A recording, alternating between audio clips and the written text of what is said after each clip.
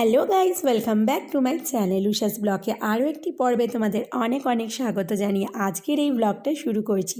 বন্ধুরা, কদিন কিন্তু তোমাদের মাঝে আমি কোনো রকম ভিডিও শেয়ার করতে পারিনি, আর কেন সেটা করতে পারিনি সেটাই কিন্তু আজকে তোমাদের মাঝে এই ব্লগে কিন্তু শেয়ার করব। তো আজকের এই ভিডিওটা দেখো সকাল সকাল, তো নিচের রান্নাঘর থেকে কিন্তু ভিডিওটা শুরু করেছিলাম। আর আজকে দেখো সকাল সকাল বানাচ্ছিলাম বাড়িতে ঝাল পিঠে। তো পিঠে তো আমি সচরাচর মাইক্রোওভেনেই করে থাকি, তোমাদের মাঝেও সেটা শেয়ার করি, কিন্তু আমরা এরকম একটা প্রেস্টিজের পিঠে মেকার আর কি কিনে নিয়েছি, আর এটাতে কিন্তু দারুণ সুন্দর আর কি পিঠে হচ্ছে। তো সরাতে তো করাই যায়, বাট এটাতেও কিন্তু খুব সুন্দর করে দেখো পিঠে হচ্ছে। আর আজকে দেখো ঝাল পিঠে বানিয়েছিলাম ধনে পাতা দিয়ে, কাঁচা লঙ্কা এই সমস্ত দিয়ে, আর চালের গুঁড়ো দিয়ে। তো সুমন আর কি সেটাই দেখো তোমাদেরকে দেখাচ্ছিল, আর পিঠেগুলো কিন্তু দারুণ আর কি টেস্টি হয়েছিল। সকালের কিন্তু ব্রেকফাস্টটা পিঠে দিয়ে আজকে সেরেছিলাম। আর এখন দেখো বন্ধুরা, আনবক্সিং করব একটা দারুণ মজার জিনিস। তো সুমনদের অফিসের কোঅপারেটিভ থেকে এই বছর দিয়ে দিয়েছে এই গিফটগুলো।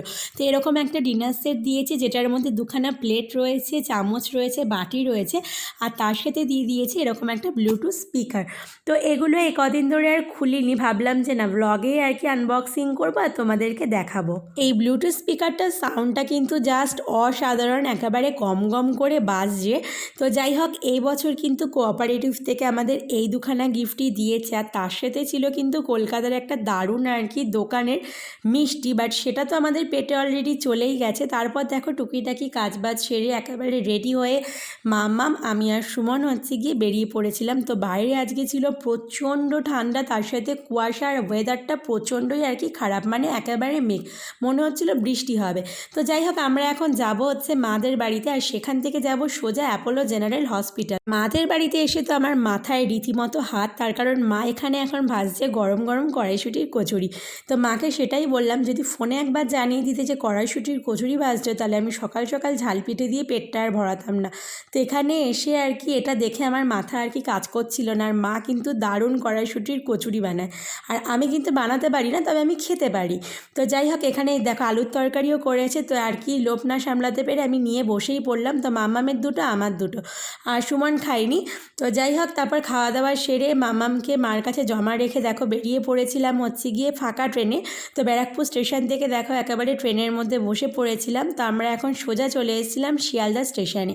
আর শিয়ালদায় আস্তে আস্তে না আমার আবারও আর কি খিদে পেয়ে গেছে, তার জন্য মিয়া মোড়ের থেকে একটা ওই চিকেন স্যান্ডউইচ আর কি নিয়েছিলাম। আর আজকে না জানি না কেন, মানে বারবার করে প্রচণ্ড পরিমাণে খিদে পাচ্ছিল। আর আজকে তো আমি এতবার করে খাওয়া দাওয়া করেছি, কিন্তু আলটিমেট আমি যার জন্য ডাক্তারের কাছে যাচ্ছিলাম, আর ডাক্তারের কাছে যাওয়ার পর জানতে পারলাম যে আজকের পর থেকে আমার খাওয়া দাওয়ার অনেক রেস্ট্রিকশন অলরেডি চালু করে দিয়েছে ডাক্তার।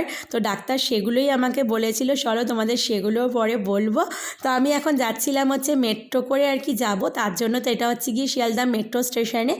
তো চলো যাওয়া যাক। আর এই জায়গাটা না বেশ আর কি পছন্দের হয়ে উঠেছে। মেট্রো স্টেশন একেবারেই ফাঁকা, আর আমরা হাঁটছি এখান দিয়ে, দেখো সুমন কেউ নেই, পুরো ফাঁকা, পুরো ফাঁকা, পুরো ফাঁকা। মানে আমি আর সুমন হেঁটে হেঁটে যাচ্ছি, আর কেউ নেই।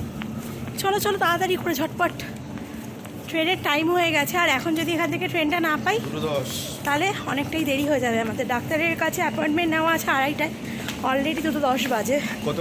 চলো চলো ঝটপট চলো। হ্যাঁ, যেতে বেশিক্ষণ টাইম লাগে না, 10 মিনিট। চলো। মামকে নিয়ে যখন আমরা অ্যাপোলোতে ডাক্তার দেখাতে যাই, তখন কিন্তু আমি গাড়িতেই যাই, কিন্তু যেহেতু আমি আর সুমন আর কি একাই আর কি এসেছিলাম মামামকে মাদের বাড়িতে রেখে, তার জন্য দেখো এরকম ট্রেনে করে মেট্রো করে এইভাবেই কিন্তু আমরা চলে এসেছি। তো খুব একটা বেশি অসুবিধা হয় না। আর শিয়ালদা থেকে কিন্তু সল্টলেক স্টেডিয়াম মাত্র দুখানাই স্টপেজ, আর এই জায়গাটা একেবারেই ফাঁকা থাকে, মানে সুনসান একেবারে। দেখো পুরো স্টেশনে কোনো লোক নেই। তো আমি এখানে বসেই আর কি একটুখানি পেট পুজোটা করে নিলাম। এখানে আমার মোটামুটি খাওয়া দাওয়া কমপ্লিট করে নেওয়া হয়ে যাওয়ার পর দেখো সোজা চলে গেছিলাম অ্যাপোলো হসপিটালে। আর আজকে হসপিটাল কিন্তু প্রচণ্ডই আর কি ফাঁকা ছিল।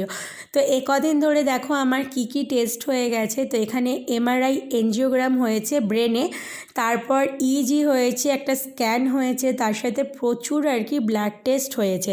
তো আমি তো একেবারে রীতিমতো পাজেলড। আমার একটা মিনি স্ট্রোকও হয়ে গেছে আর বেশ কিছুবার প্যানিক অ্যাটাক হয়েছে।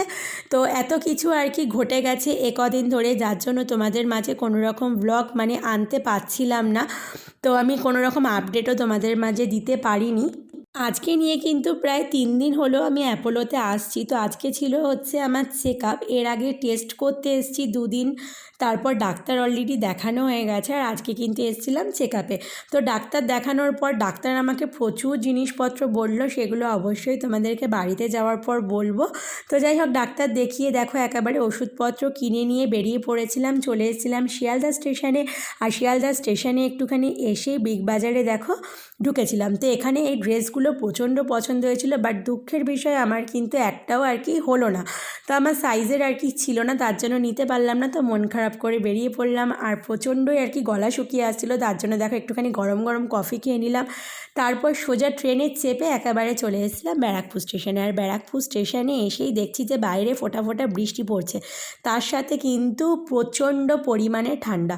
তো আমি দেখো একেবারে ভূতের মতো এখানে প্যাকিং করেছি নিজেকে, মানে বলতেও আমার কেমন লাগছে, এতটাই ঠান্ডা ছিল তার জন্য। তো এসেছিলাম একটুখানি ফ্রেন্ডসে টুকিটাকি কিছু কেনাকাটি করব তার জন্য। আর আজকে কিন্তু ডাক্তার দেখানোর পর মানে অনেকটাই আর কি রিলিফ পেয়েছি। তার কারণ কি হয়েছে না হয়েছে সব কিছু কিন্তু ডাক্তার ডিটেলসে আমাকে বলেছে। তো সেটা জানার পর শরীরটা আমার একটুখানি ভালো লাগছে। আর এতদিন আমি এতটাই আর কি টেনশানে ছিলাম যে কি হয়েছে না হয়েছে, কেননা রিপোর্ট দেখে তো আমরা কিছু বুঝতে পারবো না, ডাক্তার যতক্ষণ না বলবে ততক্ষণ কিন্তু আমরা কিছুই বুঝতে পারবো না। তো যাই হোক, এখানে সুমন আর কি কিছু উইন্টার কালেকশান দেখছিল, আর আমিও কিন্তু দেখেছিলাম, বাট আমার পছন্দ হয়নি।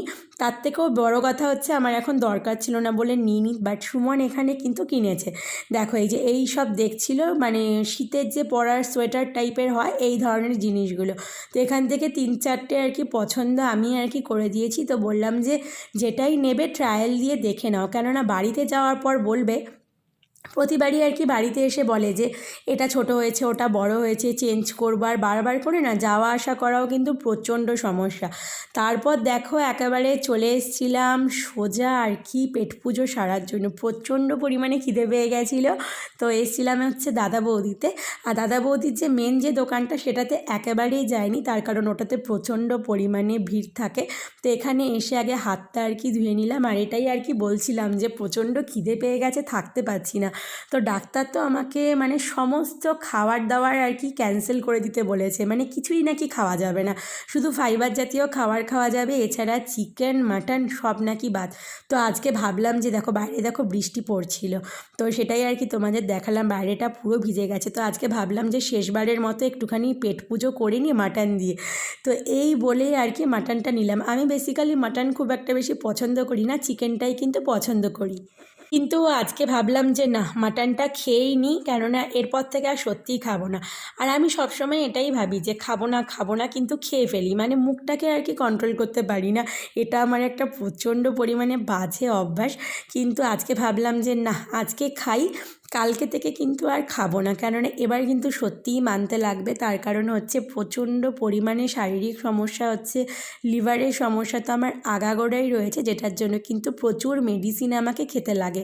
সারাদিনে কিন্তু খাবারের থেকে মেডিসিন আমি অনেক বেশি আর কি খাই। তোমাদেরকে আগেও আমি ব্লগে বলেছি, প্লাস দেখিয়েওছি যে কতগুলো মেডিসিন আমার সারা দিনে চলে। যাই হোক, তারপর দেখো এটা খেয়ে আবার বাড়িতে আসার পর দেখছিলাম যে মা এখানে গরম গরম চিকেন পকোড়া ভাজছে। তো আজকের দিনটা এরকমই না হয়েছে, মানে সকাল থেকে শুধু এটা খাচ্ছি ওটা খাচ্ছি এইভাবেই চলছে। তো বাড়িতে আসার পর দেখলাম যে মা গরম গরম চিকেন পকোড়া ভাজছে, তো আমি আর কি বললাম যে অল্প একটুখানি দিয়েই দাও। তো এখানে দিল, তাই একটুখানি সস দিয়ে আর কি খেলাম। এখানে দেখো মা পায়েসও বানিয়েছিল। তো গুড়ের পায়েস আর কি বানিয়েছিল। এটা হচ্ছে মাদের বাড়ির জন্য, আর এটা আমাকে আর কি দেবে, আমি নিয়ে আসবো বাড়িতে, তার জন্য অল্প একটুখানি মানে বেড়ে রেখেছে। আর এখানে গরম গরম পাটিসাপটা মা আর কি ভাজছিল। তো এই দেখো গুড় দিয়ে আর কি পাটিসাপটা করছিল। তো মাকে তো এবছর প্রচুর নারকেল দিয়েছিলাম, গাছের নারকেল আমাদের বাড়ি।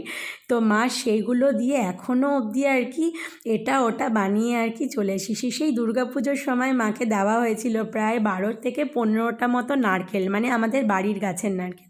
তো মা সেগুলো দিয়ে এখনও দেখো একটার পর একটা জিনিস আর কি বানিয়ে মানে যাচ্ছে আর কি। আর মার এখানে পাটিসাপটাটা মানে এত ভালো উঠেছে, মানে একটুও কিন্তু কড়াইয়ের মধ্যে লেগে লেগে যাচ্ছিল না। তো আমি মাকে বলছিলাম চলো তুমি কিন্তু দারুণ একেবারে বানাও। তারপর এখানে দেখো মা বানাবে হচ্ছে গিয়ে চিতল পিঠা যেটাকে বলে সেটা। তো এখানে গুড়ের যে স্টাফটা মানে নারকেল দিয়ে গুড় দিয়ে সেটা কিন্তু রেডি করে নিয়েছিল। তারপর দেখো এখানে একের পর এক আর কি এখানে দিয়ে যাচ্ছে। তো মা এগুলো আর কি রেডি করছিল। আমি কিন্তু এর মধ্যে একেবারে ফ্রেশ ট্রেশ হয়ে নিয়েছি, মাম্মামকে খাইয়ে দিলাম সব কিছু করে। তো সুমন একটু বাড়িতে গেছিলো আমাকে মাদের বাড়িতে দিয়ে। তো মা এখানে পিঠে আর কি বানাচ্ছিল। তো মাকে আমি বলছিলাম যে এটা আমি একটু হাতে হাতে আর কি করে দেবো, কেননা আমি যদি করি তাহলে আমি শিখতে পারবো জিনিসটা যে কীরকম কী হয়। আর এই যে জিনিসটা মাখার সময় মানে এতটা গরম লাগছিল, মানে একেবারে গরম ধোয়া উঠছিল, মানে চালের এই গুঁড়োটা এতটাই আর কি গরম ছিল। যাই হোক মা যেরকমভাবে বলে দিয়েছিল সেরকমভাবে এটাকে খুব সুন্দর করে মেখে দিলাম। আর মেখে দেওয়ার পর দেখো মা এখানে খুব সুন্দর সুন্দর কিন্তু ডিজাইন বানিয়ে বানিয়ে দিচ্ছিল। তো এই দেখো মা বলে যে আমার ছাঁচের দরকার হয় না, আমার হাতই যথেষ্ট, মানে আমি ছাঁচের থেকেও কিন্তু ভালো বানাতে পারি। আর সত্যিই কিন্তু মা এত সুন্দর করে পিঠে বানায়। আর মা কিন্তু টোটাল এই পিঠে বানানোটা ঠাকুমার কাছ থেকে শেখা। ঠাকুমা কিন্তু মার থেকেও মানে অনেক সুন্দর আর কি পিঠে বানাতো, আর এত ধরনের ডিজাইন বানাতে পারতো। তখন দেখতাম মানে বিভিন্ন রকমের ডিজাইন বানাতো। যাই হোক উনি এখন আর বেঁচে নেই। তো উনি যখন ছিলেন বেঁচে তখন কিন্তু প্রচুর সুন্দর সুন্দর পিঠের ডেকোরেশনগুলো করতো, মানে তখন অনেকটাই ছোট ছিলাম দেখতাম। তো মা এখানে দেখো মাছ বানাচ্ছে। তো আমি তো এই সমস্ত করতেই পারবো না, আমার এই জোড়া লাগানো ব্যাপারটা ঠিক হয় না। তো মার কিন্তু এই জিনিসটা খুব সুন্দরভাবেই হয়। তো যাই হোক আজকে কিন্তু অনেক দিন পর তোমাদের মাঝে ব্লগ শেয়ার করছি, এখন ভয়েস ওভার দিচ্ছি, মন খুলে একেবারে কথা বলছি। তো আজকে সারাদিন অনেক কিছুই আর কি করেছি। তো যেগুলো যেগুলো পারলাম আর কি সেগুলোই কিন্তু দেখো বন্ধুরা তোমাদের মাঝে শেয়ার করলাম। আর শরীর ভালো না থাকলে ব্লগটা শেয়ার করবই বা কী করে তোমরাই বলো। শরীর কিন্তু ভালো না থাকলে পরে ভিডিও একেবারেই করা যায় না। আর যেহেতু শরীরটা অনেকটাই খারাপ ছিল, মানে মাথা প্রচণ্ড ঘুরছিল, প্রায় 6-7 মাস ধরে বিভিন্ন ডাক্তারের কাছে ট্রিটমেন্ট করাতে করাতে আলটিমেট জানতে পারলাম যে আমার থেকে থেকে প্যানিক অ্যাটাক হচ্ছে, তার জন্যই কিন্তু আমার মাথার ঘোরার সমস্যাটা হচ্ছে। তো যাই হোক এই হচ্ছে গিয়ে আমাদের পিঠে, যেটা মোটামুটি রেডি হয়ে গেছিলো। তো মা এই পিঠেগুলোকে দেখো সুন্দর করে তুলছিল, আর প্রচণ্ড গরম ছিল বলে মা এরকম জল দিয়ে দিয়ে তুলছিল। তো যাই হোক আমরা আজকে আর পিঠে খাইনি, পিঠেটা খেয়েছিলাম পরের দিন আর কি, মানে সেকেন্ড দিন। তারপর সোজা চলে এসেছিলাম বাড়িতে, মানে সুমনদের বাড়িতে। তো দেখো সুমন এই দুখানা ড্রেস কিনেছে। তো এই একটা ড্রেস কিনেছে আর এই সাদার ওপরে একটা ড্রেস কিনেছে। তো আমি বললাম যে সাদার ওপরে একটুখানি নাও।